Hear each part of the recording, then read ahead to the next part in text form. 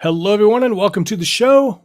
You are watching Hypnosis Hero, the only show that we know of that interviews the world's greatest hypnotists. No lie, truly the world's greatest hypnotists. And then they do hypnosis live through the screen. That's right. You get to experience hypnosis from the world's greatest hypnotists. And tonight is no exception. This guy's been around for decades doing hypnosis. And so we're really thrilled to talk to Scott McFall tonight. But before we do that, let me give you a breakdown of what's going to happen. First of all, I'm going to bring on my good friend Brian Bay. He's going to try to talk about politics, but I'm going to steer him away from politics. And then we're going to bring on Shawn Kostiuk. He's going to give us a tech tip. Then we're going to bring on Scott. Then Scott's going to tell us some great stories about the olden days, maybe, because he's been doing this for a long time. We're also going to catch up on some other stuff he's doing. And he's going to be at the Performing Hypnosis Summit. He's teaching a course, a class, and a workshop. And then we're going to do, we are going to play friend or frenemy. We're going to find out if Scott McFall is a friend or frenemy. So place your bets now, everybody. And then, of course, we will do the hypnosis. Becca Rose, good to see you. And of course, let's do a little quick pitch. Grab the book, everybody. Go get this book.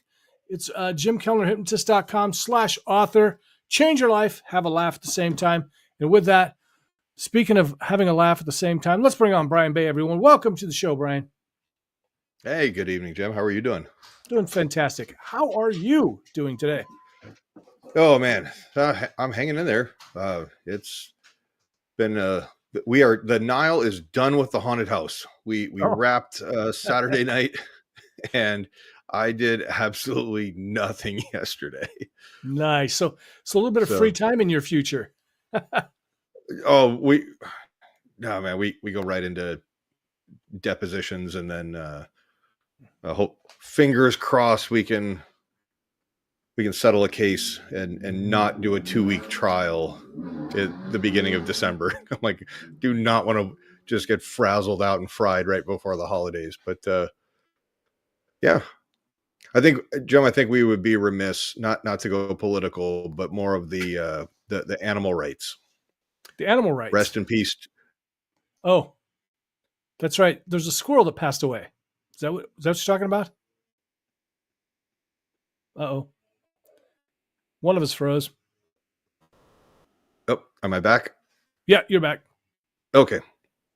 I'm surprised you didn't hear about Peanut the squirrel. I did, but his raccoon friend.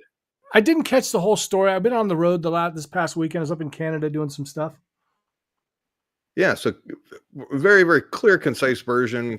Guy finds a squirrel messed up, rehabs the squirrel. Months later, tries to release him back into nature. Yeah. And something gets in a fight with him. He loses half his tail and says, "Yo, homie, you're my human. I want to come back home." So he starts an Instagram page, and everybody loves Peanut the squirrel. Yeah. Well, he gets a following, and then there's monetization and things like that. So they start Peanut's Freedom Farm, an animal rescue. Oh, nice. And so because he did not have the official permits for wildlife, somebody complained, and they served a search warrant. They raided his house and took the squirrel, the raccoon, to test for rabies and euthanize them both. And the internet has not disappointed. People say, "Oh my, well, that squirrel was in that house illegally," and the response has been, "Well, so are a third of the people in New York." But oh my God. So apparently, this happened in New York. New York State. I don't know the specific city or whatever, but if you look up Peanut the squirrel, Sky News Australia is covering this. So it's isn't it great that they've handled all of the burglaries and all of the murders and everything else in New York, so they could focus on the important work of taking down Peanut the squirrel was more closely investigated than anybody on Epstein's guest list. It's tragic and funny at the same time. What a absolute clown show. So, everybody get out, vote. Election day is tomorrow. Yes. And I hope that everybody remembers that tomorrow is trash day and not recycling. So Wednesday we'll find out if Civil War 2.0 begins. I hope it does not. Look how Brian sneaks in his political views. And just like that, we got demonetized. Quickly, we got to say hi to Becca. Becca, he's going to talk about politics, but I'm going to try to steer him away from politics. Nah, so true. Oh, she's quoting. Oh, she's quoting you. And, yeah. I think I heard a bit about Peanut the Squirrel. Yeah. Worldwide news. It's absolutely absurd that it almost bears, sharing. And so hopefully tonight we can dedicate the show to Peanut and the show Peanut's Freedom Farm a little bit of love. Absolutely. Send some money, everybody. Shawn, if you want to track down an address for that, post it in the comments. That'd be awesome. Hi, Paulette. It's funny. I wondered why we didn't domesticate squirrels and start to keep them as pets. Apparently they did back in I looked it up. It was the early 1900s.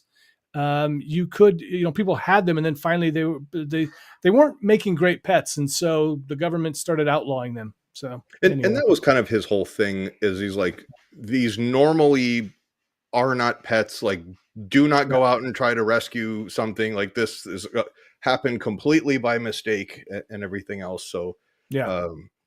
And just like that, Shawn puts my Facebook page up there. So I'm like going to get a bunch of hate. Speaking of Shawn, let's bring him up from the basement. He's getting lonely down there. Shawn Kostiuk, I visited your home country. I saw lots of poppies up there. You want to tell the audience what that's all about? First, we got to unfreeze him. Significance. Why am I frozen? Now you're back. Do I look frozen? All right. It's more of a slow motion. Carry on. Things move a lot slower in Canada, so. So the significance of the poppy, World War One. Yeah. All right. Now, Bruno, let's try this again. No, we're gonna. I was about to say, I'm like, and Shawn's frozen. We're just gonna move forward. We're not even gonna worry about people freezing. Shawn, if you're able to. Great. It was from World War One, celebrating the veterans from World War One. What a nice thing to do. Yep. And Shawn, do you have a tech tip for us this week? I do. Batteries, they run out if you don't plug them in. Mm-hmm.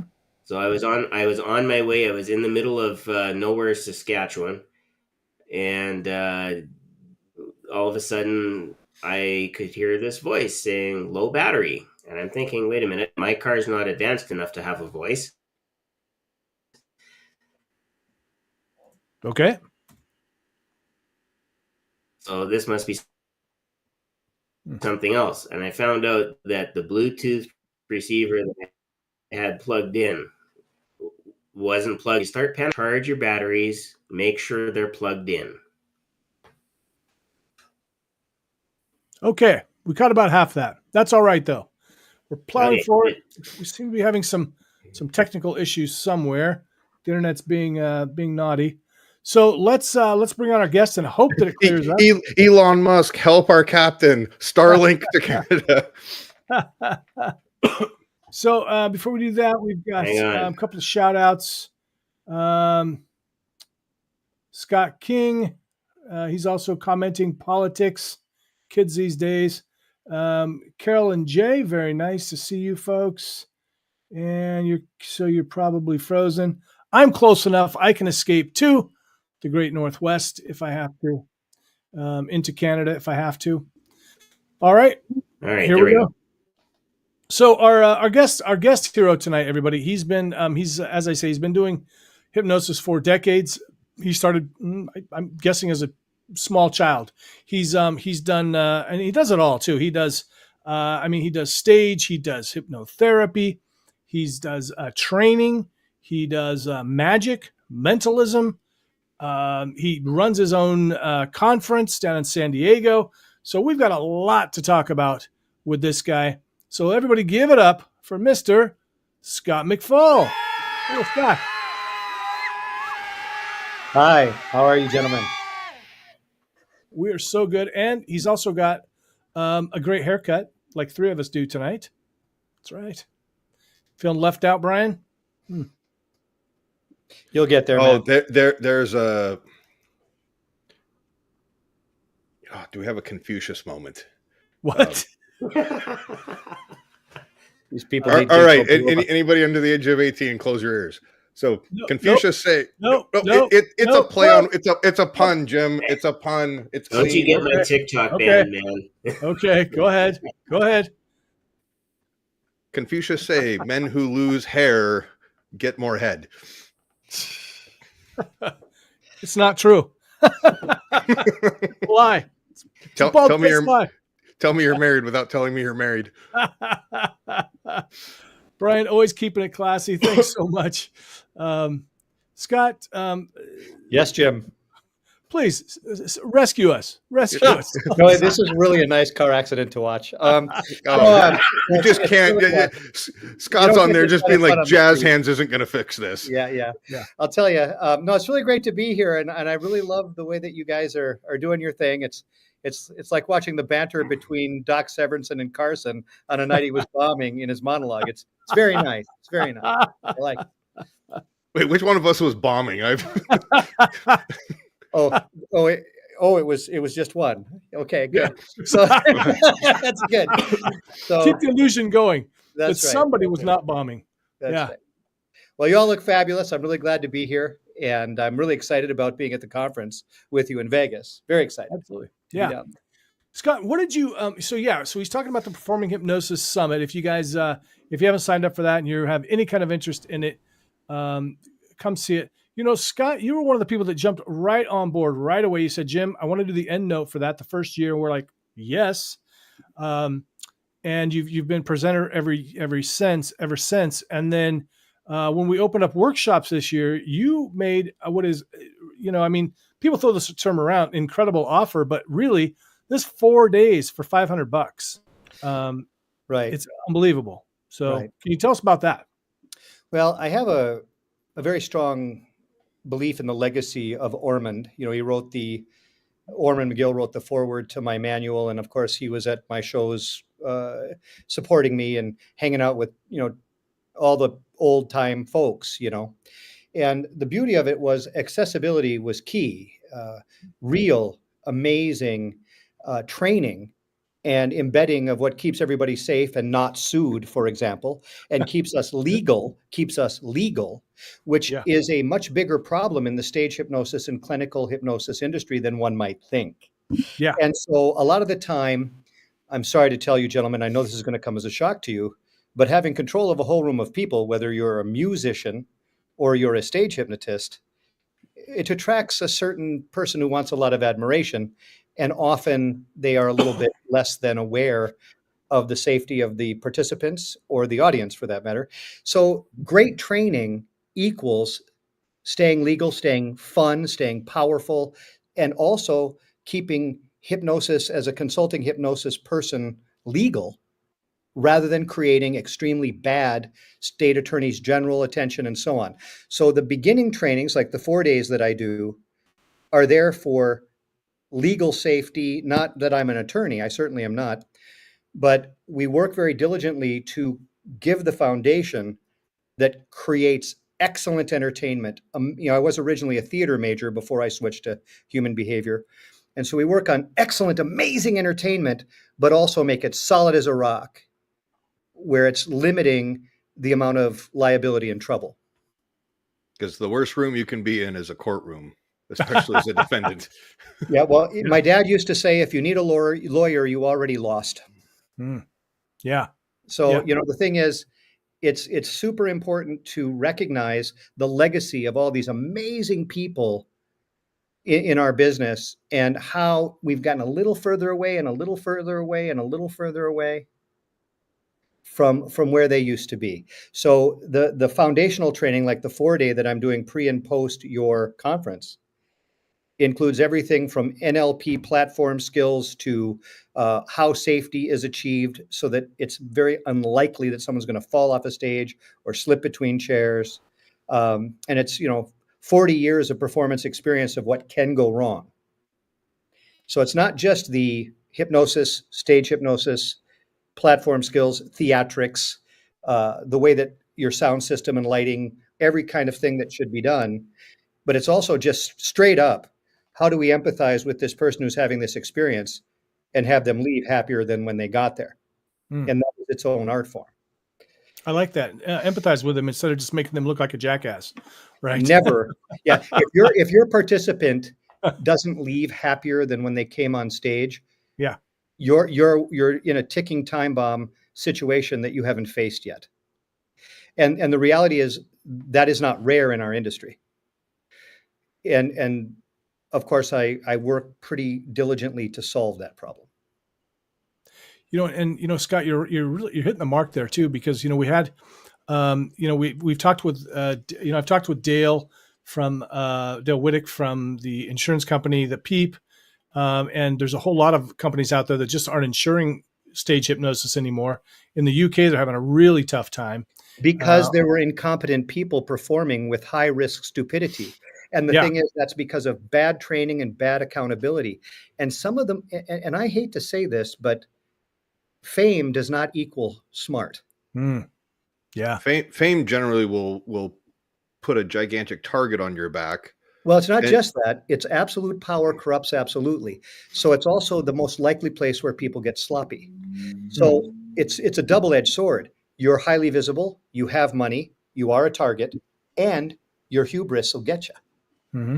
Yeah. And I'll gently push back a little bit on kind of the lawyer thing that you said earlier. Is if you're finding where you need a lawyer to defend yourself, I would probably say closer that like you're behind the 8 ball. You haven't lost, but you need to move quickly. But I think more important, under the ounce of prevention is a pound of cure. That's Make the investment in yourself to find somebody who specializes in contracts, liability, and minimize your risk exposure, and pretty much go in and talk to somebody and go, here's my show, here's my act, here are all the different things. Let's reverse war game this. Kind of red team yourself, going, what are all the things that I could get in trouble with? Yeah, let's start even earlier than that. Let's not be a jackass. And so the thing is that like, sure, what you're saying is great, but let's start by really looking at and understanding what the real risks are in the first place that we need to take accountability for. And, sure, there's a reason why I used a lawyer to get a legal opinion on using testimonials state to state. I wanted to solve it beforehand, just like you're saying, an ounce of prevention. But what we have to face is how many truly incompetent, risk-taking lunatics are in entertainment. And what we have to ask ourselves is what happens to our profession if we can't get insurance.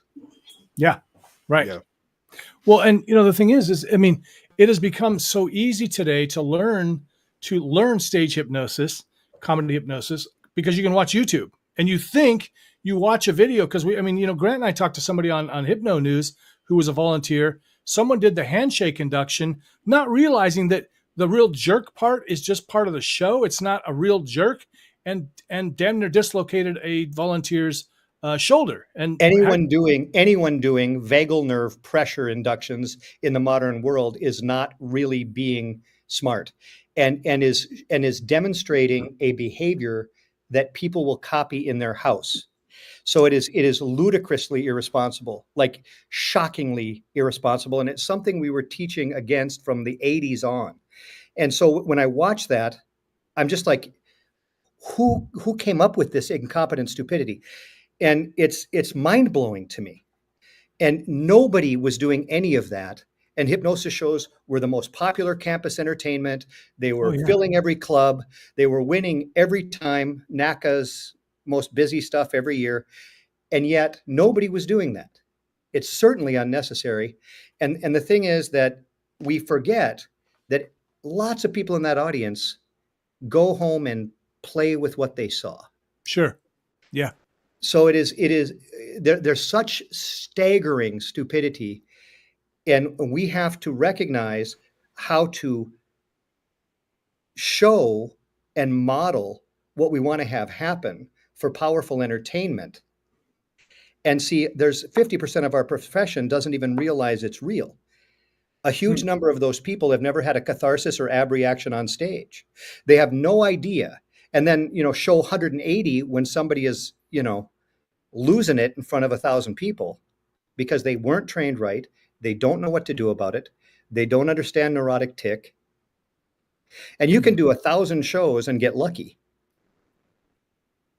You can get lucky and have no problem. Sure. Yeah. But the thing is that incompetent training leads to no insurance. Yeah.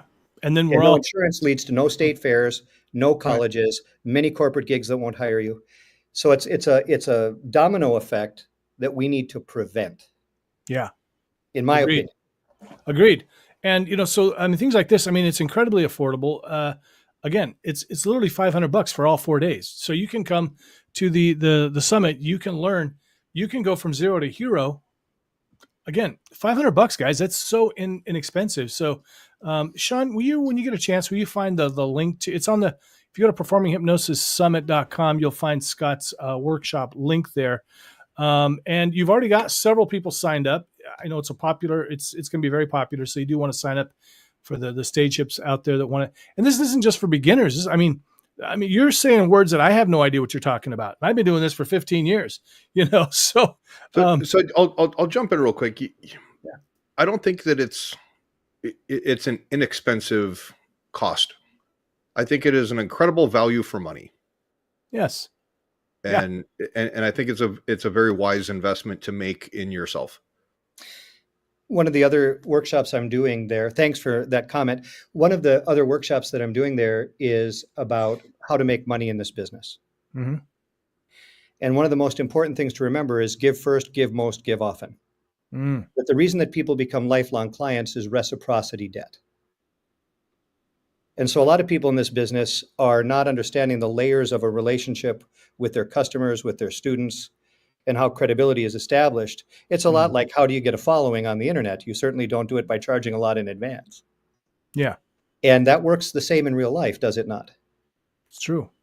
Yeah. So, there are people that will be in San Diego at the workshop that have been in my professional coaching for 30 years, and there's a reason why I'm coaching for internet marketing companies that deal with hundreds and hundreds of orthodontists or chiropractors or hypnotists, and a hypnotist learning how to get $15,000 a quarter in consulting, in marketing from a company that's getting $60,000 a year per company, 10 companies are going to give him more than most performers make all year.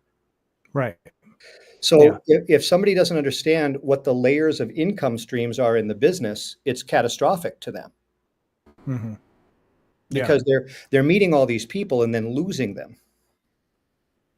They're meeting all these people and then they're disappearing, or they're just selling them an audio program. Yeah. Well, it's very hard in the modern world to pay the prices of today with selling an audio program. Right. Exactly.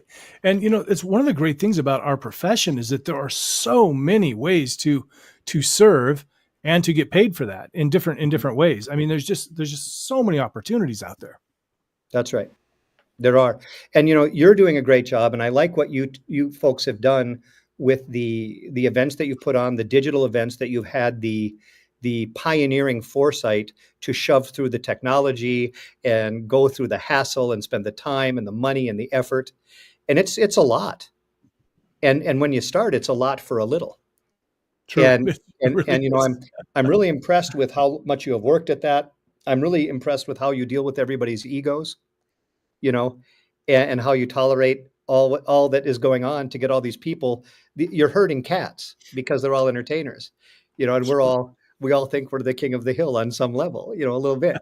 So you're herding cats, and you've done a great job of it. And so there's a couple of little tips I'll give people as long as I'm here. One of them is, for hypnotists, this is incredibly great as a book. Conjure Psychological Secrets by Sharp, by C.H. Sharp. This book has amazing perceptual stuff in it, magical stuff for how you get an individual's perception and cognition to be a little bit off balance, which can actually help in inductions in amazing ways. And it's a very fascinating book. I highly recommend it for hypnotists. Conjurer's Psychological Secrets by C.H. Sharp. Amazing concepts for how people are perceiving and how various illusions of cognition and perception happen to function. It's a brilliant book. And I would love to have all of us have the passion, for really understanding that we're giving people a magical thing, regardless of how funny it is. Mhm. They get to go home going, wow, I may not be perceiving the world as it is, and maybe I could get more externally aware, or I could do a better job of checking whether I'm right or wrong. I mean, there's so many magical things happening, Yes. Oh, go ahead. I'm sorry. Go ahead, Brian. Go ahead, Brian. I'll say, I'll pop in here. Becca was asking what made you start hypnosis, or how did that pique your interest? And before you answer that, we've got a TikTok. Casey on TikTok says that some sessions are $500 a day, and that your course is a screaming deal. So Screaming deal. Yes. back It's a to screaming Becca. yes, baby. It's a screaming yes. That's right. Oh, it's Susan Powder who floated around the speaker business. Yeah. Oh, yeah. Screaming yes, baby. So, I got into this business as a child. My father was a student of Harry Aaron's. My grandmother was as well. My grandfather and my father were students of Thurman Fleet, who was the inventor of concept therapy and conceptology, which predates NLP by, many decades. But, Dr. Daniel Burrow wrote a book about learning all these things, A Bigger Picture by Dr. Daniel Burrow on having relationships with myself in training. Another great book for you to pick up off Amazon, A Bigger Picture, Daniel Burrow. But he covers kind of how I got into this sort of thing, or what he learned when he was training with me. And he's a licensed psychologist who's currently the president of Master Hypnotist Society that I founded. And Dan had quite a journey. His father was killed on the farm when he was a very young man, and came through a journey becoming a licensed psychologist, and then became a hypnotist. We all have a journey. Mine was at the Mayo Clinic having a heart surgery, where I was taught by nurses to distract myself using self-hypnosis during the pain management of the surgeries that I had, for example. And magic and hypnosis were the distraction. And then later on, of course, I gravitated toward it because my family was very into alternative medicine and whatnot. And so it became a lifelong passion. And the theater, loving to pretend to be someone else when you're in pain. Of course, you want to act like somebody else, like every other person in the theater. It was just fun to be somebody else, Mm-hmm. And, it was a wonderful excuse to not do your homework, and hang out with other people and dink around, and pretend you're older. Mm-hmm. So the hypnosis and the theater helps a lot when you understand the idea of emulating or modeling, or how to make a show hilarious. And even now, with so many people saying the stuff I used to put in my ads, the last time I did a seminar in Vegas, there were 150 people at the last stage hypnosis seminar I did there. Wow. And over 80 of them bought the private consulting. So I was really quite busy. But the last time I did a clinical myself, 280 people bought the consulting. Wow. So it gets to be quite a busy life. And what I would say is, theater makes you know how to emulate other people so you can speed learn better than NLP. Method acting is a wonderful way to learn emulation, is it not? Yeah. So you fall in love with the whole business because you get to pretend to be somebody else. And then you do it so long you become somebody else, Pretty cool how that works out. Yeah. That was one of the greatest things that I learned. Just doing acting was, I would find that I could, because I had zero confidence in my personal life, but then I could go and play a very confident person, and then it dawned on me, why can't I pretend?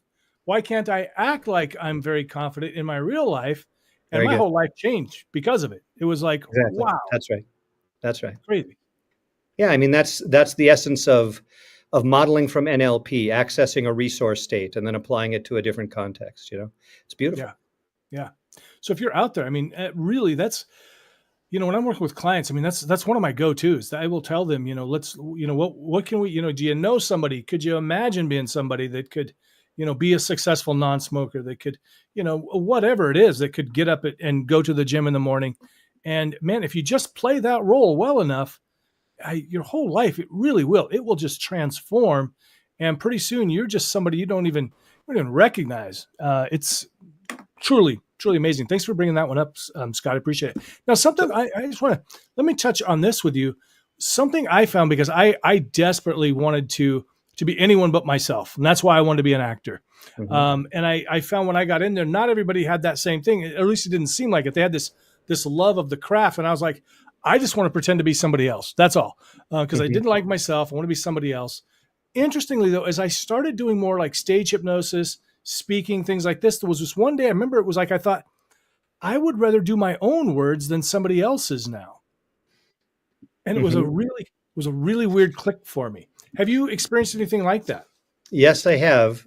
And Russ Yarnell, who was a very tough guy to train with, who is a marketing expert in this business, you know, he was a big believer in, and I've taken this into my team as well, yours, mine, and others. And I force all of our trainers to live by this. I won't let them get in their ego.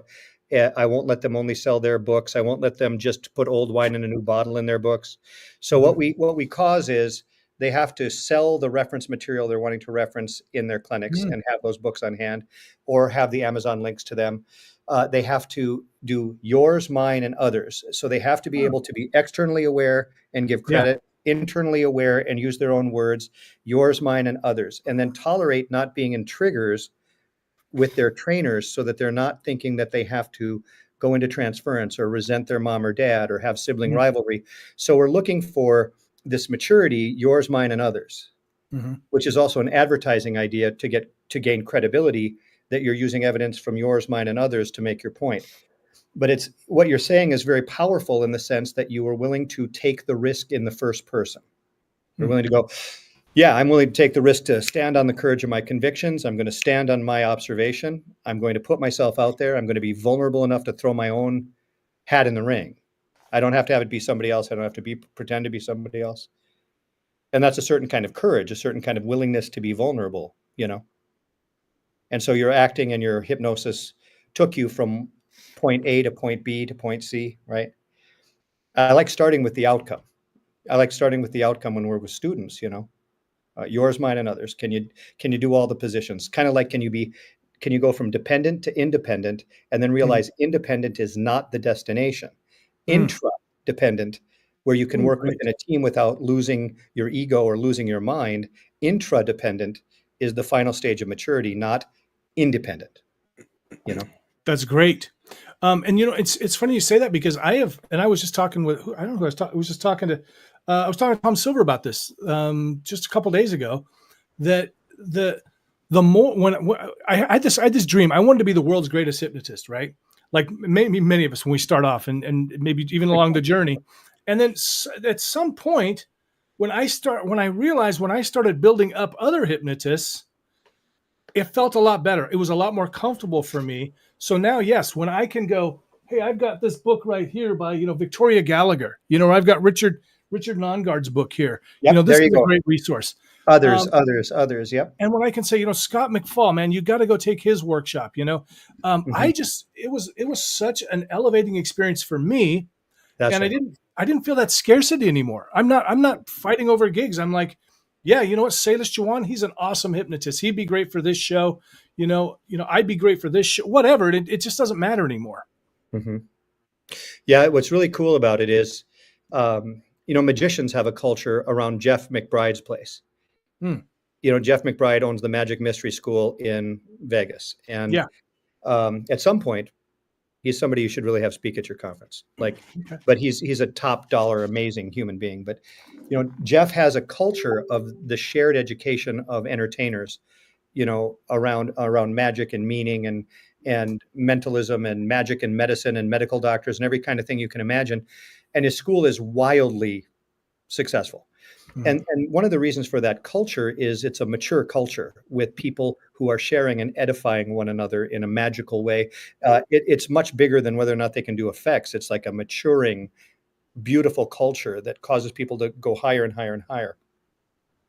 When I first came into the hypnosis industry, I came into it doing a values alignment where I was coming in where there were advertising illegalities going on in multiple states and people advertising percentages of success, causing so many very rough things. And so I came in drawing lines in the sand, kind of doing an Alamo metaphor, where I take a point, I'd draw a line in the sand, and I'd fight for a point. And the whole thing was ego down in effort to try to get people to stop just boldly doing things that were going to get the profession in trouble.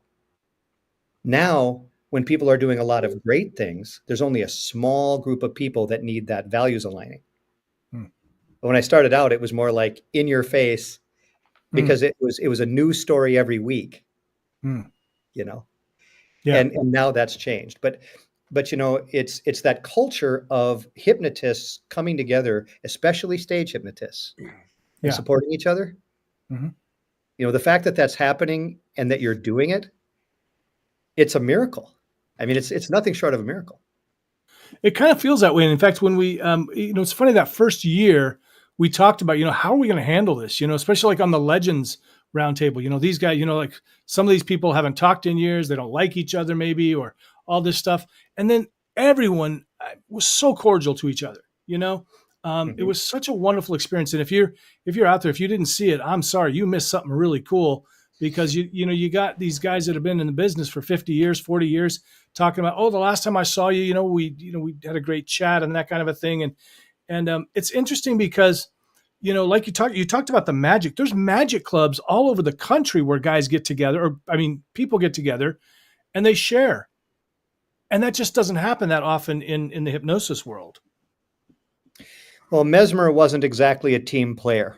I think that in clinical, in the Andre Weisenhofer book, General Techniques of Hypnotism, one of the factors of effective hypnosis is the prestige of the hypnotist. I think that maybe we take it a little far with regard to the rivalry between people. There, in the 80s, I remember I was performing in North Dakota, and one of the cities that a lot of hypnotists fought over was Minot, because the Air Force Base was there. The bars would be packed. The pay was crazy high. And I won't use the name of the person, but we were playing in opposite clubs, literally on two marquees across a hotel parking lot from each other. And I'd go out and my car's tires would be slashed. I'd go back into the hotel and I would go get new tires. And the next day my tires would be slashed. Oh, gosh. And it's like, I had to learn, put your car at the airport. But it's like, and really, truly the rages that would happen, and it was literally like old magic rivalries where somebody is standing up in the middle of the audience of someone else's show. No, I'm the greatest in the world. It's like a boxing match. Yeah. I think the people who do that seem to forget that he who has the microphone will absolutely destroy you. Yeah, that's right.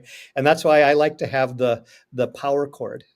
So, but it's so interesting. Do you remember that in Professor Leonardis's book, you remember the story of that? What they would do is send a front man in, and all misconceptions about hypnosis in the United States were planted by the paradox advertising of creating a controversy. So they'd send a front man in, and he'd go to one of the restaurants and explain, oh my gosh, the scandalous things the hypnotist did in the other town, it's horrible. And oh my God, it's awful. And they'd create this big buzz about how terrible it was. And they'd go to the opposite restaurant and say, he cured all these people. It was amazing. It's a healing art. And they get them fighting. Second coming of Jesus. It's yeah. So they'd get picketed. And the entire point was they'd be full every night if they were picketed. They'd be full every night. And so when we talk about we've got to dispel the myths and misconceptions, we are the ones who cause them. It's the entire point of how a compulsion is formed by pain and pleasure associated with the same thing. This explains the Kardashians so well. Yeah, well, it explains politics. It explains, Saul Alinsky. It explains a lot of things. But the thing that's so powerful about it is it also makes, if you understand all of it, you understand how to consult for companies in management, hiring, marketing. When you watch the show The Mentalist and he's helping people investigate crime, it may be slightly fictional. But as a great hypnotist who's watched people for decades or even 5-10 years, you just know things other people don't know. And it becomes very valuable. Absolutely. So Becca has another wonderful question. And she says she finds psychology very interesting, and she doesn't know how to actually start getting into hypnosis, and then even more, how to go about, starting to hypnotize people or trying to do that. Becca, when people would come to the hypnosis schools in the early years, it's funny because you could train them for a long time and they'd still actually be a little stressed about their first hypnotizing people. So we actually had something called the client support team. And the students did not know that they were actually in on what was happening. So the student would come in, and the first day I would hand them a script before they had any training. And I'd say, Joni in room 1, it needs to quit smoking. Go in there and hypnotize her, and then help her with what's on this sheet of paper. Just follow what's on there. And I'd throw them in with no training, and they'd come out protesting. I can't do that. I'm not qualified. It's terrible. and the reason I would do this is they were equally scared 6 weeks later after training, maybe more scared, because the way our training works is quite thorough. Okay. And so the thing is, you're stressed about the layers. And what you need to realize is, as Russ Yarnell said, a good con man with no training whatsoever can get the job done. What we want is conscience and the skills. But remember, there are plenty of people who have these skills with no conscience, sadly. And so, but we'd have to break the ice where we stop having stage fright and we stop worrying about scrutiny. And basically, we need to remember that hypnosis happens anytime you watch an old-time movie. As the frequency of the flicker of the film goes by and you get sucked into the plot and the rest of the world drifts away, you're in monoideism because your emotions and your body are tracking the suggestion of the plot of the film.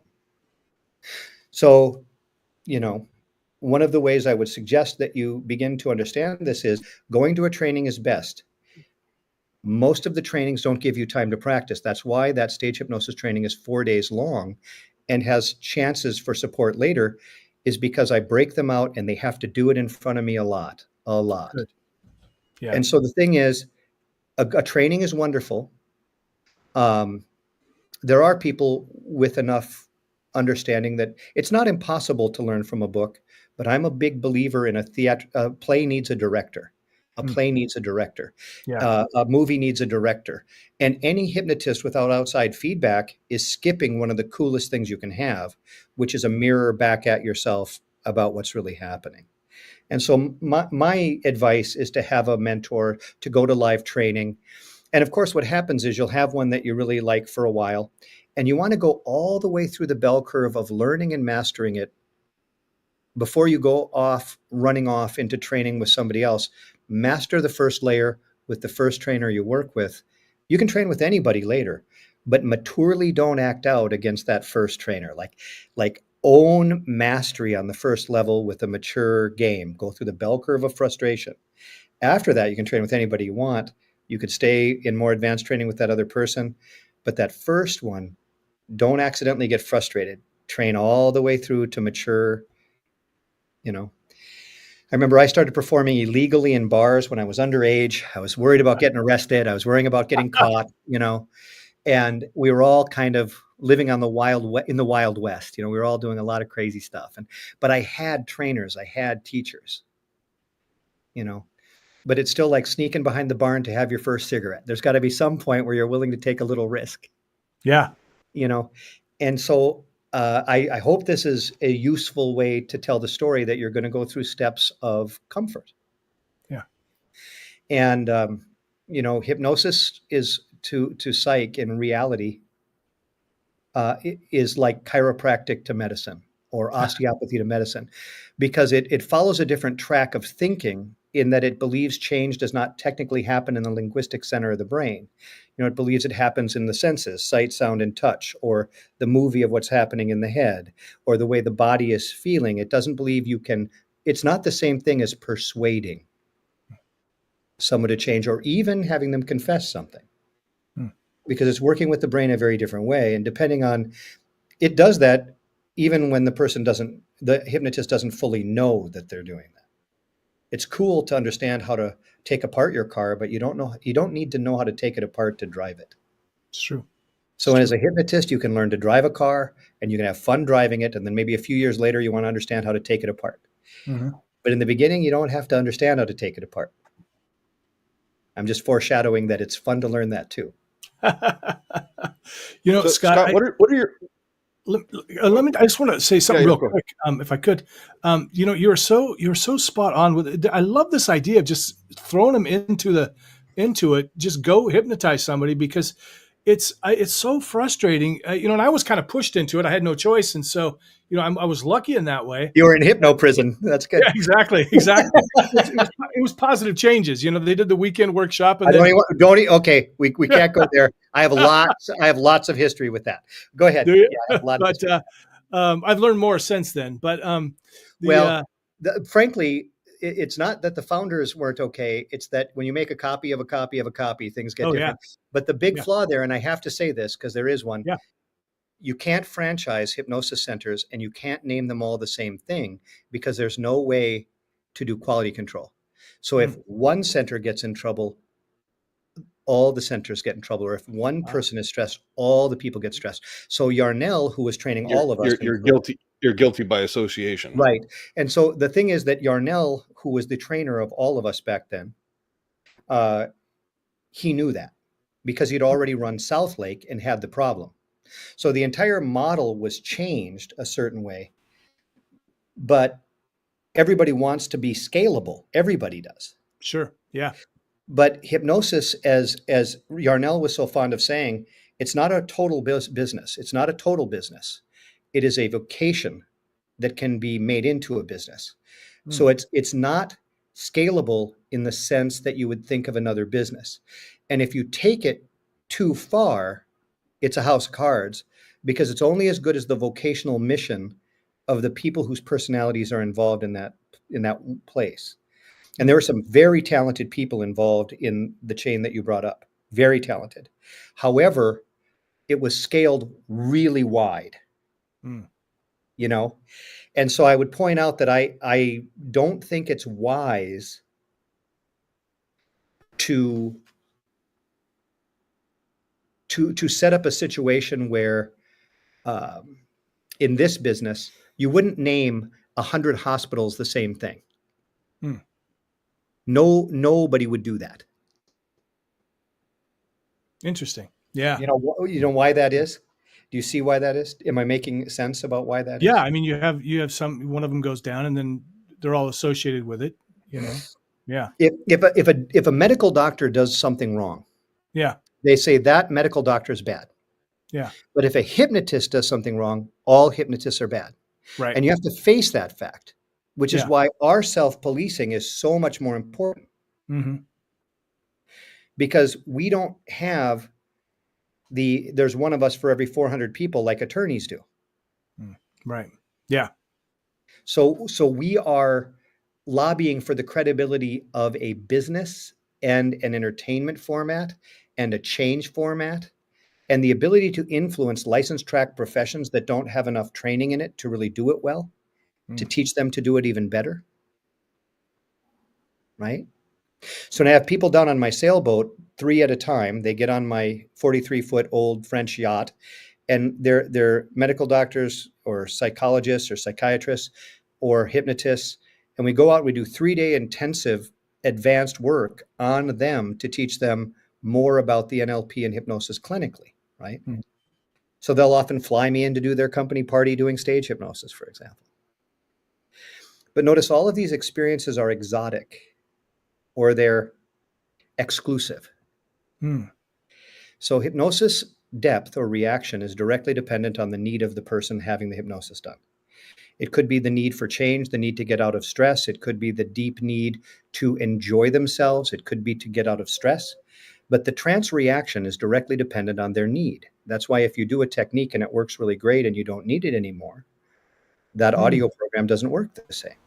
Right. So the trance reaction is directly dependent upon the need. And that need is going to be based on the 6 motivators to action: guilt, pain, loss, greed, exclusivity, or gain. Wow. So those leverage points are going to be the things that are somebody's going through that make them need to get out of that stress and do what needs to happen, right? And that camaraderie, or the way that the pre-talk is set up, or the monologue is set up on stage, or the way the instant induction works with regard to social breaking of the pattern of what is expected. What's your favorite movie? Any of Mine? you? Yeah. Oh, Lord. I think A Secondhand Lions, probably. Secondhand Lions. And what do you love about that movie? Wasn't that shot in South Dakota? I'm not sure where it was shot. It was just somewhere flat. somewhere flat. It was just a heartwarming, kind of a story. So when you watch it, I mean, what's one of your favorite scenes? When Duvall beats up the young thugs. So now you've been hypnotized through the screen. I have control of your head. You're in regression. Right. You're in the mood of the movie. And so notice that a Right. movie reference is the fastest way to get someone in a resource state that's ever existed. It's by far the best one ever.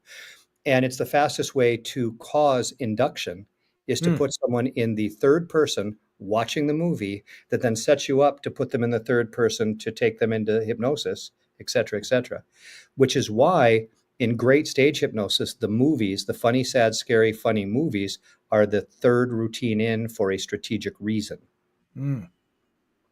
Yeah.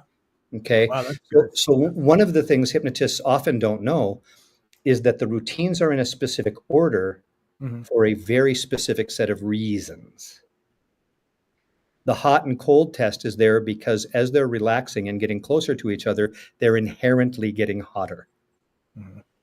As you're making them fan themselves and do all the other stuff, they're getting even hotter because of the movement.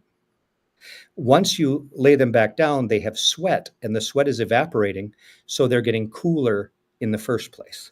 So there are convincers in each piece that a lot of hypnotists have not been trained what the actual convincers are, or what the various ways that you're still doing compounding suggestion in the beginning of the show. So there are so many hypnotists doing shows.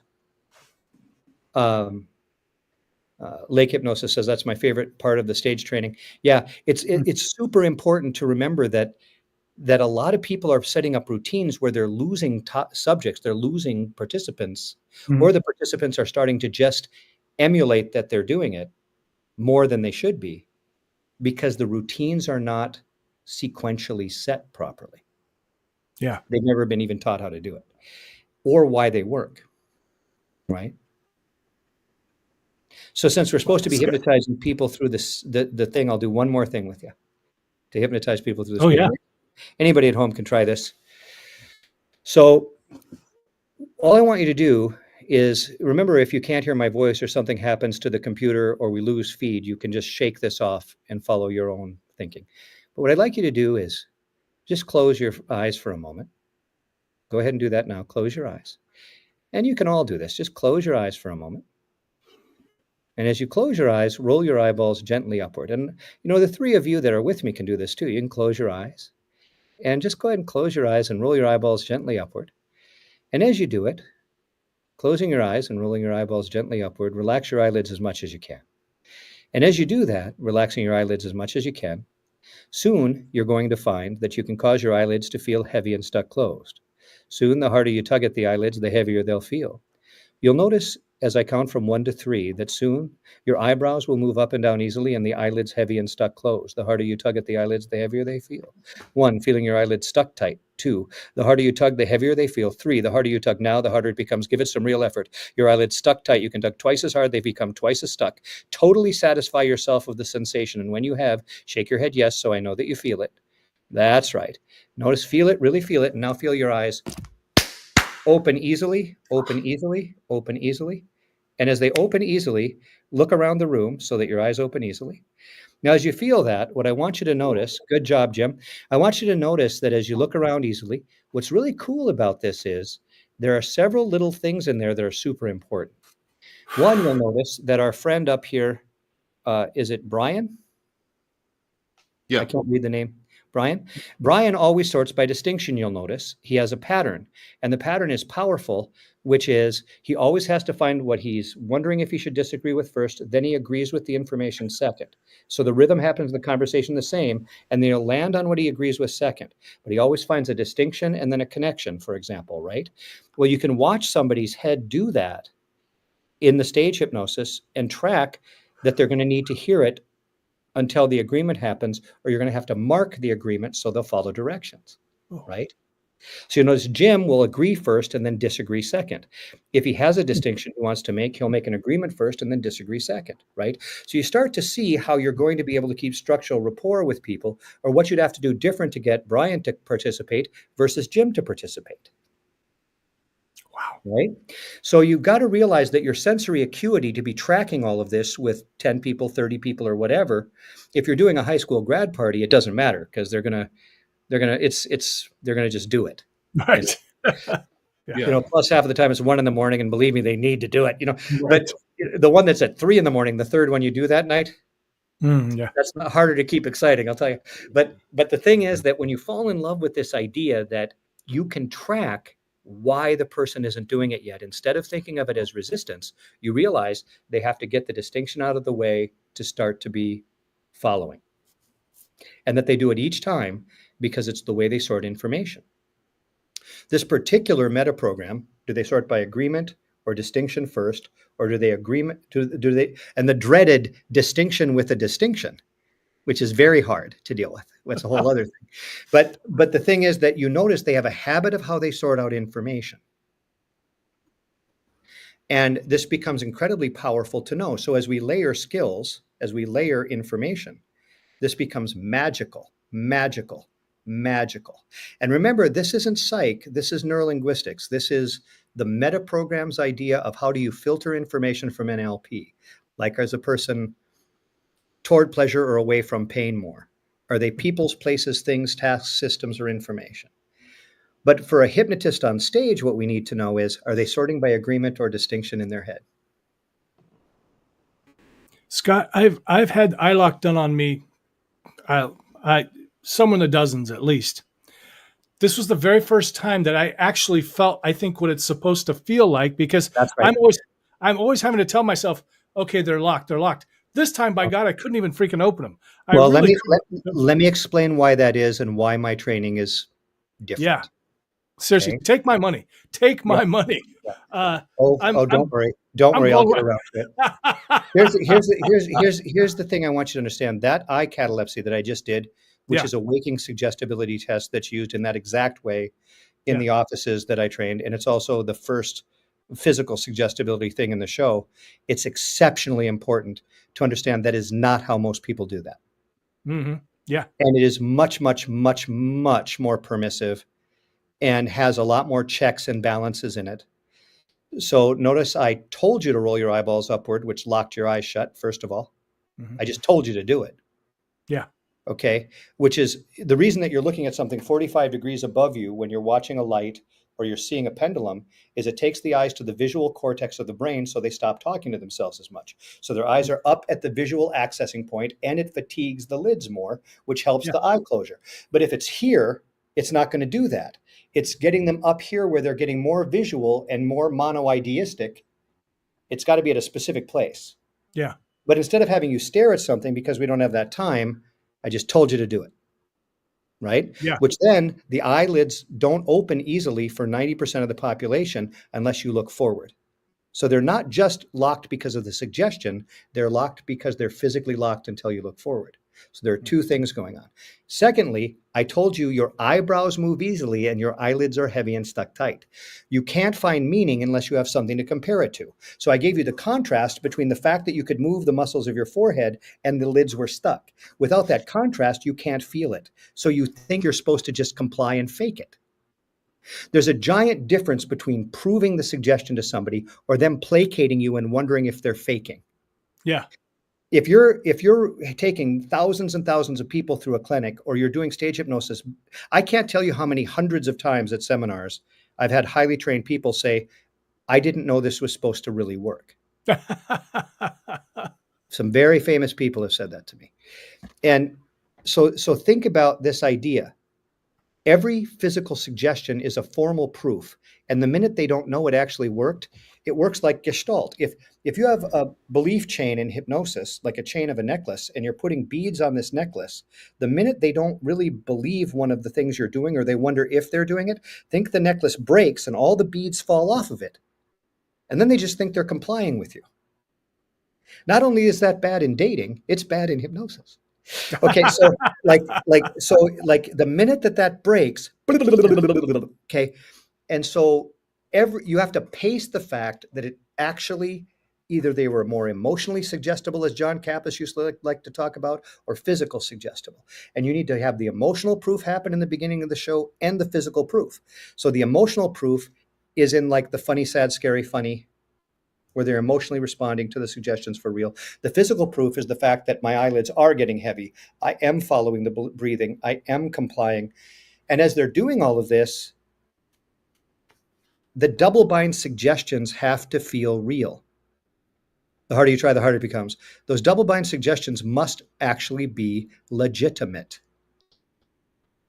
And those emotional and physical suggestions being real in the beginning start the fractionalization process for the entire show. And there are so many people that have no clue, but they're so charming. They're so good looking, charming, entertaining, but they have no clue. And charm goes a long way. Charm goes a long way.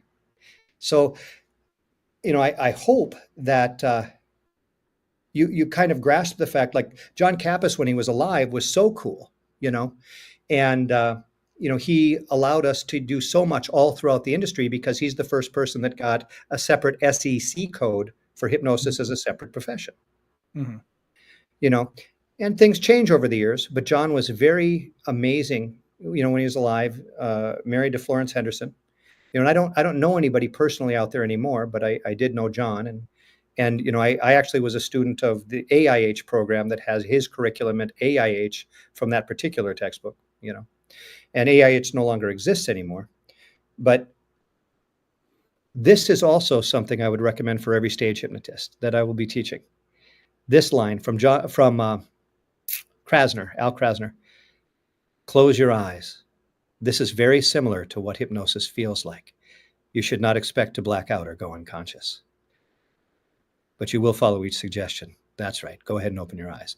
Well, in the pre-talk, in the onstage pre-talk after they're seated in the chairs, that will save you so many people thinking that they're doing it wrong and trying to walk off. It's a mind-blowing helper. Damn. And it's Krasner's big addition to hypnosis is that one line. He's done tons of cool things. I mean, I remember when he was dueling with my dad, I was teaching a stage hypnosis training in Vegas, and Krasner was a student there after I had been at AIH, and his girlfriend thought my dad, who's now passed on also, was attractive. So Krasner walked up to him and said, "Pistols or swords, Jim? Pistols or swords?" And Krasner was so charming that he didn't need technique. He'd have you laughing or crying at talking to you, and he almost didn't need technique. And so that's also Orman McGill. So I'll jump in for kind of an earlier question. One of these things I've been sitting on is you talked about getting a mentor, and I know that Jim and I kind of look at Jim as kind of a mentor figure, and he and I have bounced ideas back and forth. We've been on stage together. We generally work really, really well. Mm-hmm. But with kind of advice to Becca, what are your thoughts on, or anybody, what are your thoughts on people getting out and doing some street hypnosis, where it's like you give them some fundamentals, some basics, you're there to kind of supervise and let them kind of get those reps in, some batting practice? I'm a huge I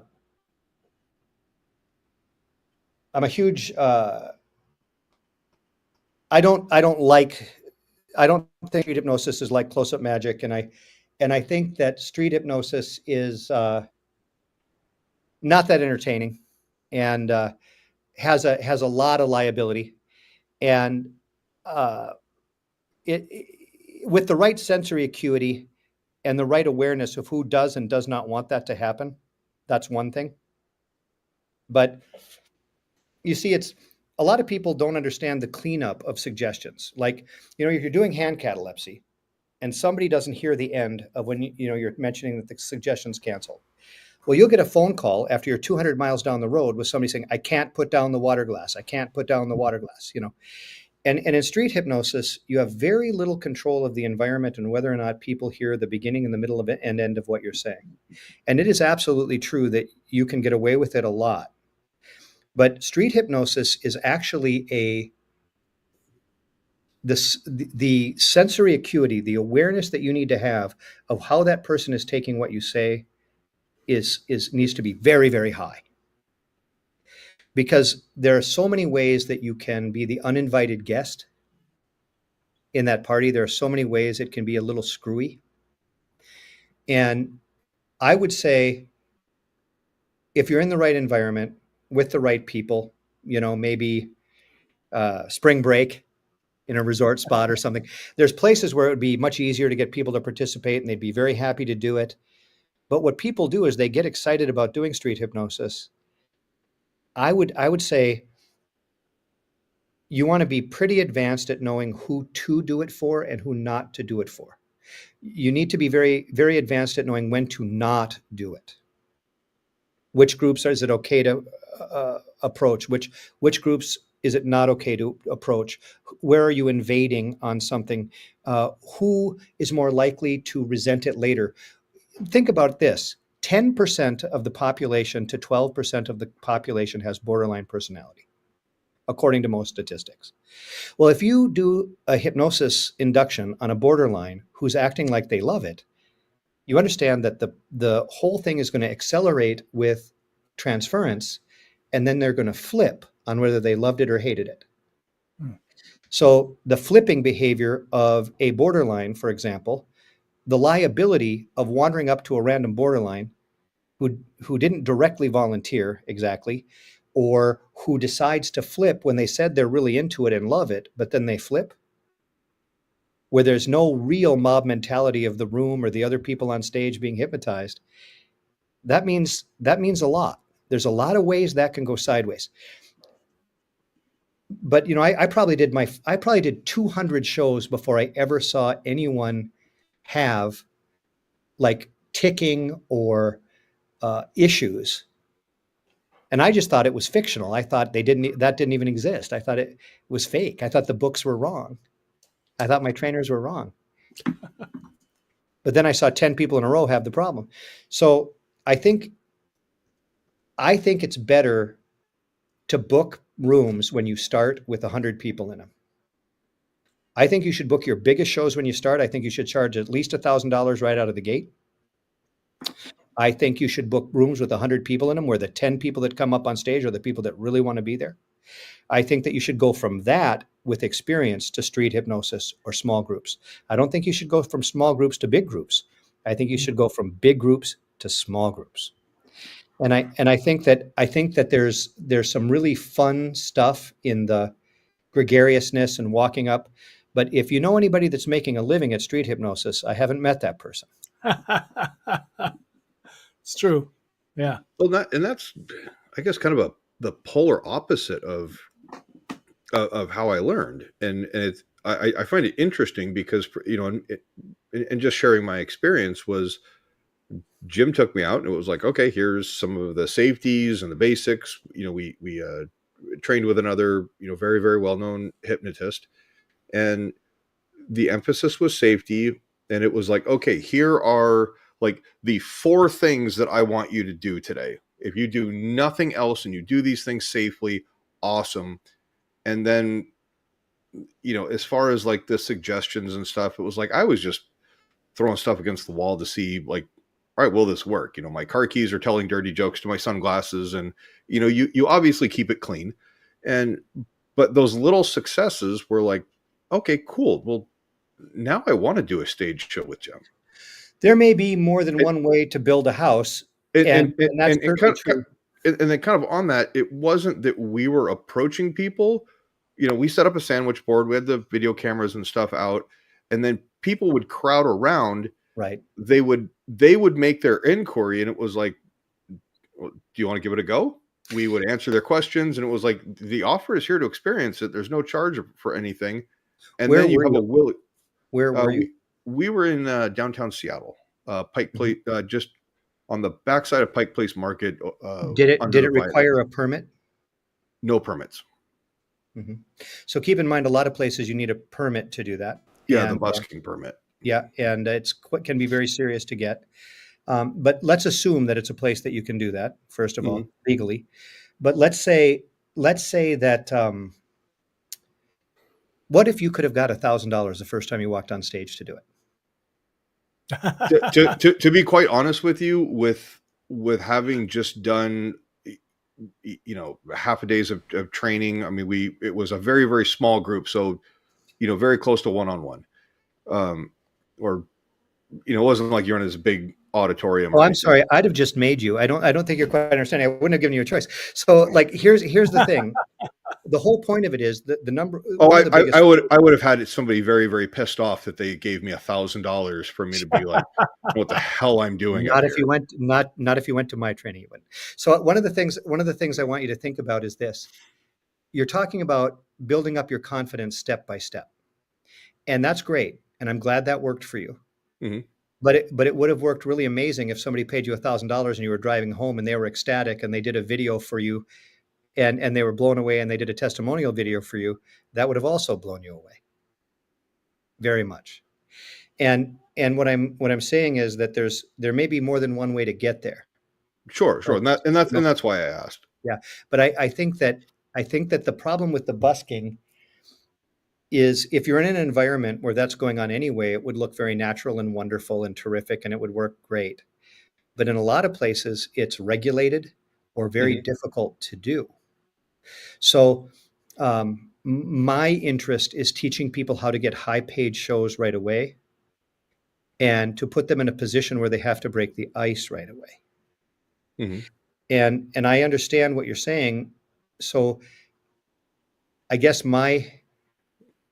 it's like people want to talk about being fast in hypnosis, which is a lot like saying, I don't last long in sex. So the thing is, there's no comedy without tension and tragedy and mystery. And the reason that a hypnosis show is so funny and becomes so funny is the seriousness and contrast between the way the monologue works and the way the routines work with the people being the star later. And so there's a contrast. It's like it goes from one plot to another plot, where it just becomes such a tension release when that induction is over and all that stuff is over, that the humor just becomes mind-blowingly funny because of the tension of the beginning. And it takes a certain... When I was doing a levitation that I do about mesmer, and I was doing it very bad. But I was doing this thing where the audience, we were doing a catalepsy thing, and we're going to float this girl. Like, we're going to do this magnetic thing that goes in the hypnosis show. And I've now got this illusion going really great. But man, did it suck. And I was being consulted by Jeff McBride, and he was helping me. And he pointed out that whenever there was a little problem, I'd crack a joke. I would crack a joke. And I would use, and he said, not all humor is good. And this is a serious routine where I'm playing mesmer and I'm making the audience use magnetism to cause this to happen. And everyone's standing up and we're doing this whole thing. And I'm cracking a joke in the middle of the mystery plot like an idiot. I'm breaking character because of my own tension about technical problems, and I'm wrecking the show. And I had to learn to stay in character of what I was really doing. Well, the beginning of a hypnosis show or the beginning of an induction is very similar in the sense that it contrasts intensity with humor later. And this contrast makes the humor such a tension release, such a huge, fun, powerful thing that is funnier than going to any stand-up comedian. And by the end of the show, they're laughing mind-blowingly. That's also why you do the funny, sad, scary, funny thing, and you do funny at the end, is because you're embedding the command as this is going to be the funniest thing you've ever seen. The harder you try to stop laughing, the louder you're going to laugh, and the audience stays in that suggestion for the rest of the show. That's also kind of like when you go up to your kids and, they're all pissed off at the world, and you're like, especially like little elementary school kids, you're like, don't smile, don't smile, and they're fighting it as hard as can be, and then they finally crack, and you're like, Doc, gotcha. Yes. I don't know. I don't know if we'll have the whole industry go great right now, or if it'll take a few months or years. But at some point, everybody's going to want to keep the wonderful legacy that exists. And And that's I mean, something I hope we can get back to. yeah, I mean, we hear these stories about stadiums being sold out in the 80s and 90s and stuff. And I mean, just huge shows that just Mine don't all seem to were. be happening anymore. Well, they're easy to make happen when I'm four-walling. We sell out everything that we do down here whenever I do it, whether it's that or it's illusion shows or anything. Like the easiest thing to sell online is events. I consult for a lot of online marketing in all kinds of businesses. And, the easiest thing to sell is an event. Wow. None of the social media companies, blackball it. You don't get stuck in any weird place. It's easy to put on the various event sites. There's nothing easier to sell than events. Four-walling events is actually one of the easiest things to market online. Wow. And I'm a huge advocate of four-walling, of booking your own thing and producing your own shows. Huge advocate. And that's one of the reasons why for a time I owned my own dinner theater, and we did murder mysteries, the stage hypnosis show, illusion shows, had Don Wayne, the guy who used to consult for Copperfield, winning all those Emmys. He came in and consulted for the illusion show, as did the Pendragons. So just real quick, I want to make sure I heard you correctly, that you're saying that it's easy to book events kind of regardless of what it is, as far as Yes, some type that of is what I'm entertainment. saying. Okay. Now I just want to make sure I'm tracking. Yes, events sell easily online if you know how to localize them correctly. The big mistake hypnotists make, all of them, clinical trainers or entertainers, is they don't local target their marketing. So they blend into thousands of people all over the country, which is a ridiculous way to market.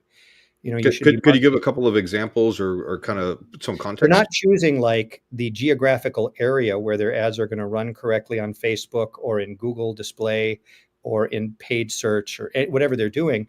They're not realizing that they're still needing to.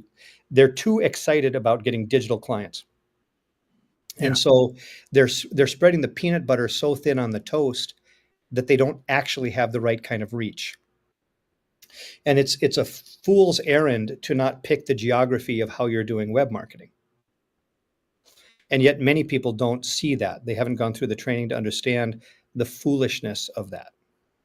And I've caught myself in that, and it really is about discipline, because, it's like, I think all of marketing is discipline, disciplined to go after your target market and not go, oh, I want everybody, like you're saying, I want this, I can focus on this local area, but no, I want everybody in the world to come to my show, my training and everything. So for me, it's discipline. And I totally get what you're saying there.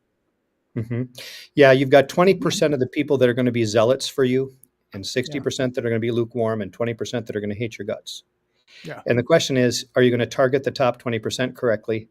Or are you going to aim at the people that you want in that top 20%? Because that's where all of your future is. That's where all of your money is. That's where your whole future life is. So when you're talking about marketing, are you looking at what, like geographically, like where the audience that you, like, say you book a venue and you're like, hey, you know what? I want to market to, kind of a nicer part of town because it's more of an upscale venue versus, hey, I got kind of a hole in the wall, dive bar that I'm playing at. And then also, what are tickets going to be charging? Okay. Are there people that are likely to be able to afford them? Versus, if you're marketing a hypnosis clinic, one of the things you're talking about a clinic or a show. Well, either way, what I want you to think about is, it's an example. If the rich get surgery, Mm-hmm.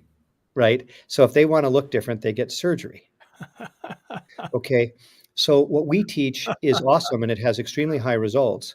But the thing, but the point is that you've got to advertise to the people who want to come to your event, right? So these people are going to be, you look at, they're going to be middle class and up, usually. But like when you're doing seminars where you're really helping people, like advertising a seminar event, then it's whoever has the pain of the problem that needs to solve it. So the target niche would be whatever type of person needs to be there. Smokers that are going to smoke heavily are going to be in a certain kind of working class demographic more than they're going to be in a higher demographic. I got a lot more smokers advertising in the Midwest than when I was in Denver, for example. And one side of Denver was one way and the other side of Denver was another way. So whatever you're doing, wherever you're putting the show, the motif of the venue is how I would pick where I would advertise. So for like a stop smoking clinic, you might advertise at a hospital or a medical center where people have kind of some high stress, and then even I'd like probably in stop smoking. something. In stop smoking, I'd probably send letters to a bunch of pulmonologists, Mm-hmm. and then I'd also advertise at the plants in the area. I'd send communications to the plants, but the thing is that I wouldn't do so much digital marketing for smoking. Mm-hmm. And I don't, weight loss, social media and search engines hate weight loss. That's why the shows are so much easier to market online than the services for clinical hypnosis. There's so much easier to advertise a stage hypnosis show than it is the other stuff. Now with the weight loss, is it more difficult because you've got more of your cosmetic facilities that are like, hey, you know what, we want the people that are doing the cold skull. It's because Google and Facebook believe it's body shaming, and they also don't let them do anything either. And it's the political correct thing. It's not. It's really amazingly weird. But the thing is that what I would suggest is that when you're advertising a stage hypnosis show, you'd go for the town, the night. And you wouldn't have to worry so much about the class of people. The town, the night. Mm-hmm. And we do a lot of stuff by the villages, for example, just outside of the villages down here, and it's always packed, And now, when you say the villages, is that like a college term? It's a giant area for people 55 plus and older. That's like its own tiny little state in the state of Florida of little townships that are all retirement oriented communities, and it's an easy place to. People love entertainment. They have the money to burn. But I guess what I'm saying is, don't be afraid to play with it, but target where you are going to be doing what you're doing. One step at a time. Work from a target outward, one step at a time with your digital marketing. So you're geographically targeting where it's going, and your money is going to penetrate that area. And it's not you having peanut butter on the toast. There's someone right now doing hypnosis training consulting where they're teaching trainers to market on Facebook, and they're wrecking all their marketing, whether they know it or not, because hundreds of people are doing the exact same thing, and they're not doing it geographically. And I'm watching it happen, and I'm like, who taught them to do this? Because they don't know. What platforms do you find are the most successful digitally? Well, LinkedIn is great if you know how to use it business to business, but Facebook is really the one that's the most. Facebook and Instagram are king. Okay. As far as the age range of these, 40-year-old to 55-year-old people that come to shows, if I was going to do really young people, I might consider, TikTok or whatever. But I make the most. There's still more people on Facebook that are reacting to the kind of stuff we do. And if I'm doing an event, I'm probably going to be using Facebook. Cool.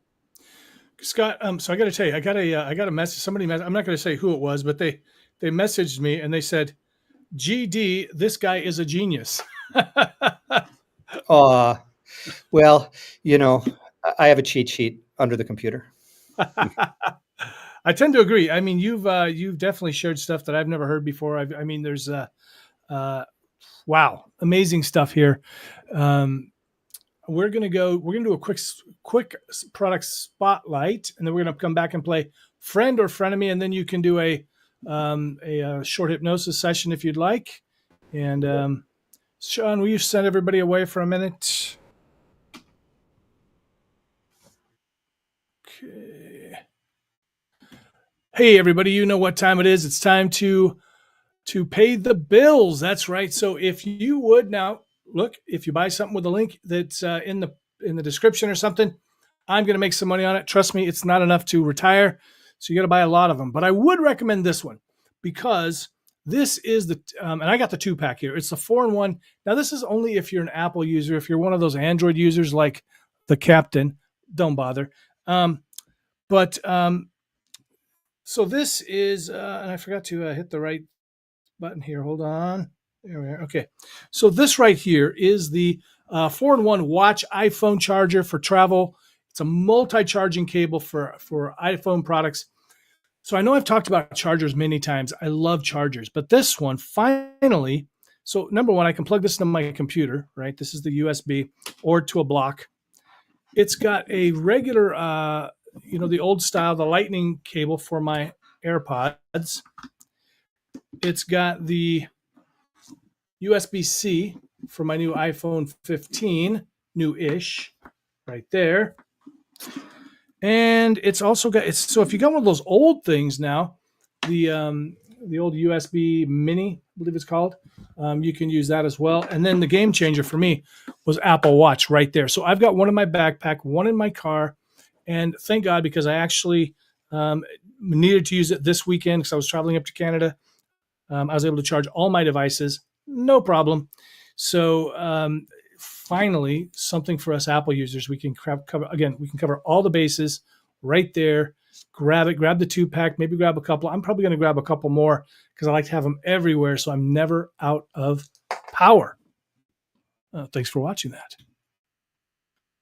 All right, everyone come back. All right, heroes, who would like to do the honor of friend or frenemy? Okay. Scott McFall. All right, Brian. Yeah. Ladies and gentlemen of the jury. Mm-hmm. Oh, wait. And also, hey, if you're watching right now, be sure and cast your vote. Is he a friend or a frenemy? I think we should give it a quick, we're going to keep a little bit of suspense because Scott kind of alluded to that earlier, that you just kind of, some plot twists and everything like that. So we'll give it a minute for people to cast their votes. Is Scott a friend? Yeah. Place your bets. Is Scott a friend or a frenemy? And then if you're watching us on TikTok, the captain will relay your votes. But already have Casey says friend. Okay. And by the way, I have not one, I have 2 iPhones here, Jim. Whoa. Oh, you have iPhones now? I thought you were Android. No, why would I do that? Oh, Shawn. Because we're sane. I'm so sorry. So, Brian, please leave the show. You're the only Android user here. Unless, I feel attacked. Perhaps, I can't imagine Scott using an Android, but I really don't. Oh, Beck. All right, well, we're going to have a 2 question. Friend. There he is. Oh, we lost him. You have an iPhone or Android? Yeah. No, I'm an iPhone user. I don't have the kind of lack of laziness it takes to bother to have an Android. Brian, we love you. We still love you. Okay. You'll get a job someday and get an iPhone. It's all right. Hey, so you know how I can tell you guys all have iPhones? Is because you guys have pulled your effing hair out trying to figure out the Jesus things. Yes, well, I understand. I remember when I used to feel like that. I actually used to have an Android, and then my dad got a job. So remember that one? Oh man. Okay. Of course, my iPhone, I don't have to, or my Android, I don't have to treat it like a Fabergé egg and insure it accordingly. But it's disposable. Oh, wait, Becca says, see, Android sucks. Hey, Becca, how's that Hypnosis Hero app that you downloaded on your iPhone? Oh, wait, you didn't. None of you did. Oh, yeah, I got to get back on that. Cindy loves her Android. That's okay. See? Hypnosis will help. All right. So we've got all the votes in. So Scott. Oh, I'm still here. Yes. You swear to tell the truth, the whole truth, and nothing but the truth. So help you, Jim. As far as you know, I will. Yes. All right. So true or false? Pineapple is acceptable on pizza. Oh, this is tough. Shouldn't be tough, Scott. Shouldn't be tough.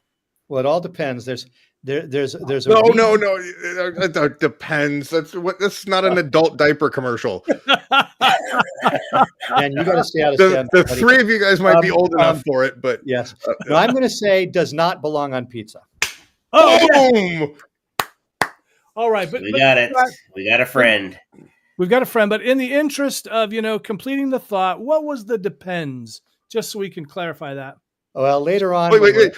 Scott's comments are sponsored by AARP. Wait, on the 24th of January, when we are in Las Vegas, Yeah. I will tell you the one circumstance that I might change my mind. Oh, wow. Yes. However, it's a conversation we're not going to have on camera. Oh my goodness. Oh. All right. Thank you for preserving my TikTok account. He says Vegas, we're gonna reveal something, and I'm like, oh God. I don't know if you don't want to miss it. That. You need to get you need to get a plane ticket, come over to the US. Yeah. Pretty funny comment. Brian was trying to say there that the Scott's comments were sponsored by AARP.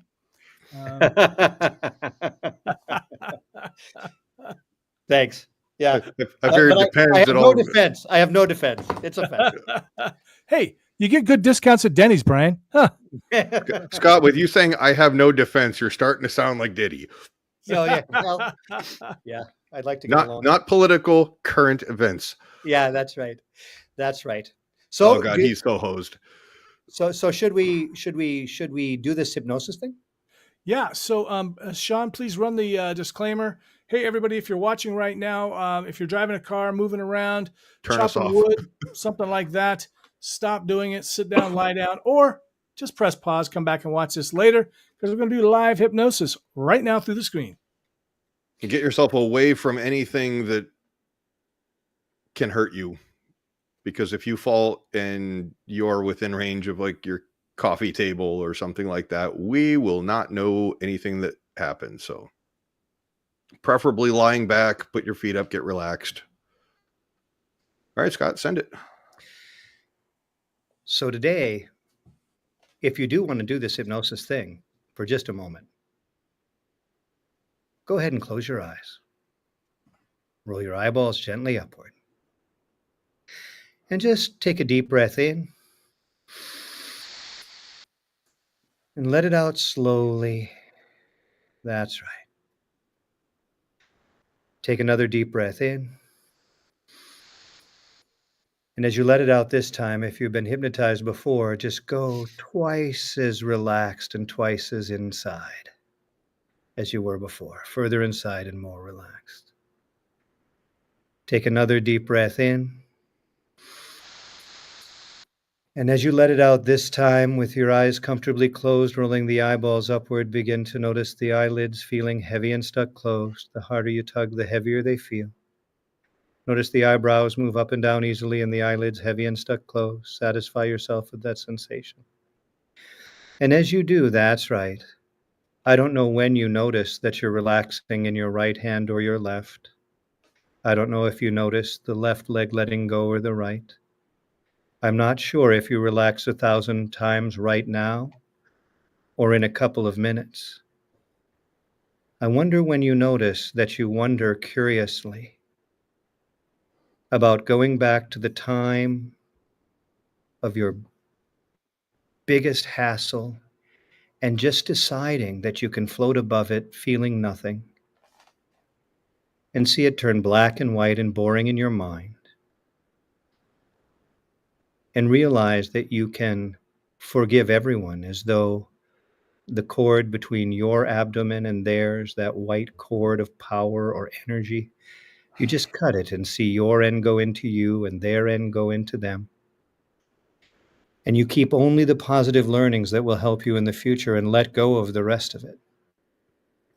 Maybe every night when you go to sleep, you cut the cord with everyone. You let your end go into you and their end go into them. You let go and you forgive. But more importantly, you see yourself standing in front of you, the you from the past. And maybe every night when you go to bed, you cut the cord between you and the you of the past, keeping only the positive learnings that will help you in the future. I don't know when you get good at this, like you can float above yourself like a soul and think of other people's souls, or whatever way that you look at that, whatever way you feel about it. So you find yourself every day looking at everything like it's a learning experience. You feel the weight of your body pressing down right now. And you notice your eyelids heavy and stuck closed. And you begin to discover the insight of that everything is about learning and forgiving and having fresh attachments every day. And that facing change is really everything. So being curious about learning, shifting, changing, that's right. Soon you'll notice the eyelids still heavy and stuck closed. And when you've decided to fantasize about yourself, forgiving, letting loose, letting go, and being ready to learn or chase new ways of doing everything each day, only then your eyes open easily. You look around, and as your eyes open, that's right, you just keep that learning. Maybe takes you a couple of moments, and as your eyes open, that's right. You'll notice that if your eyes are open and everything's good, please type in the comments that your eyes are open now. And if you need a little help opening your eyes, decide that you can decide in steps over the next few days that you feel that you agree with everything, and let your eyes pop open, pop open. And as you do that, there's a powerful, cool thing that we're using there called ideomotor response tied to agreement or healing or the suggestion. So we're using the ideomotor response of the eyes opening as the physical sign of agreement. That's right. That's right. So as we do that, there's a very powerful thing that we're doing there, which is the mind-body connection works better than the language center of the brain. So the eyes opening is a different physical agreement than just saying yes or moving a finger as a yes signal or anything like that. So it's like letting their arm fall or let go of arm catalepsy as they agree, or letting the eyes open as the agreement happens, is a very important and powerful ability to use the brain and the body outside of the linguistics part of the brain, or outside of the intellect side of the brain. So we're using the genius and adding resources part of the brain, not the intellect side or game of the brain. So there's incredible power in using that, is there not? That's right. So there's a lot to using physical signaling, or even what happens in their body as they feel things, far more than what do they say. So I sincerely hope that's useful for someone watching. Yeah, that was great. Fantastic. Thanks everybody for watching. Scott, before we go, what can you just tell us the link to your what's the website for your conference coming up this weekend, right? Yeah, that would be masterhypnotistsociety.com. Masterhypnotistsociety.com. Great. And that would be for the training in San Diego. Yeah. San Diego. Yeah. Wow. I can't think of too many better places in San Diego to go. So cool. Nice. It's fun hanging out with you guys. Yeah. It's fun hanging out with you too. Blew my mind. Really. I mean, we've had a lot of really smart people on here, a lot of people with a lot of training and education and knowledge. And this, sincerely, Scott, blew my mind. I got all kinds of notes here. Well, you're all awesome. It was great to hang out with you. Yeah, definitely a lot of good information and points to ponder. Yeah. I'll mention that Lake Hypnosis on the comments mentioned Eventbrite as one of the things that people are using to do forewalling. Eventbrite is pretty, and there's a bunch of them, but it's one of them that's pretty good. Awesome. Scott McFall, thank you so much. Come see Scott McFall. Either go down to San Diego this weekend or come out to the Performing Hypnosis Summit in January. PerformingHypnosisSummit.com. Go learn from Scott and other brilliant hypnotists like him.